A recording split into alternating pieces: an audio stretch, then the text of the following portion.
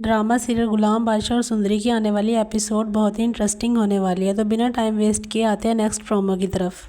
زرینہ جب اپنی بیٹی مرغ کو ساری حقیقت بتا دیتی ہے تو مرغ اور زرینہ مل کر فیصلہ کرتے ہیں کہ ہم یہ سارا کچھ خورشید کو بتا دیں گے۔ خورشید کو جب پتہ چلتا ہے کہ سندری کو قربان علی نے قید کیا ہوا اور غلام بھی اسی کی قید میں ہے، تو وہ اپنی برسوں پرانی روایت ختم کرتی ہے، یعنی وہ فیصلہ کر لیتی ہے کہ اب وہ چپ نہیں بیٹھے گی اور نہ ہی خود کو ایک کمرے میں قید رکھے گی۔ کمرے کے باہر ڈرائنگ روم میں سعادت بیگم جہاں اور قربان علی بیٹھے ہوتے ہیں، وہاں پر بادشاہ بھی موجود ہوتا ہے۔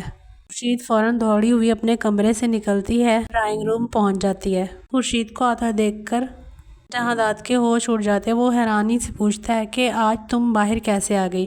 وہ چلا کر بولتی ہے، میں اب خاموش نہیں رہوں گی، میں برسوں پرانی روایت کو ختم کروں گی۔ پر جہادات اپنی ملازمہ سے کہتا ہے خورشید کو کمرے میں واپس لے جاؤ، لیکن خورشید اپنے بھائی کا گریبان پکڑ کر برسوں پرانی روایتوں کا پوچھتی ہے، کہتی ہے کہ اب میں یہ سب اپنی بیٹی کے ساتھ نہیں ہونے دوں گی۔ وہ سب کے سامنے ساری حقیقت بتا دیتی ہے۔ قربان علی کے تو جیسے ہوش ہی اڑ جاتے ہیں۔ بادشاہ قربان علی کا گریبان پکڑ کر کہتا ہے، اگر سندری کو کچھ ہو گیا تو میں تمہیں زندہ نہیں چھوڑوں گا۔ کہنے کے بعد خورشید اور بادشاہ فوراً سے قربان علی کی حویلی کی طرف روانہ ہو جاتے ہیں۔ دوسری جانب غلام کو جب پتہ چلتا ہے کہ قربان علی گھر نہیں ہے، یعنی حویلی پر موجود نہیں ہے، تو وہ اپنی رسیاں توڑ کر وہاں سے فرار ہونے کی کوشش کرتا ہے، لیکن قربان علی کے آدمی اس کو دوبارہ پکڑ کر باندھ دیتے ہیں۔ وہ بہت چیختا چلاتا ہے اور خود کو رہا کروانے کی کوشش کرتا ہے، لیکن ناکام رہتا ہے۔ اتنے میں بادشاہ بھی حویلی میں پہنچ جاتا ہے۔ دروازہ جیسے ہی کھلتا ہے تو سندری سمجھتی ہے کہ غلام آ گیا ہے، غلام کا نام لینا شروع کر دیتی ہے۔ بادشاہ جواب دیتا ہے، میں بادشاہ ہوں، غلام نہیں۔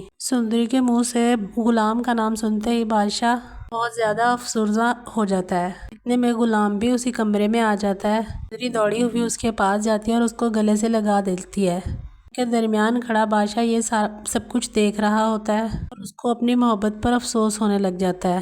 وہ سوچتا ہے میں اس سے کتنی محبت کرتا ہوں، لیکن اس کو میری محبت کی قدر نہیں ہے اور یہ آج بھی غلام سے ہی محبت کرتی ہے۔ وہ فیصلہ کر لیتا ہے کہ وہ ان دونوں کے درمیان سے اب ہٹ جائے گا۔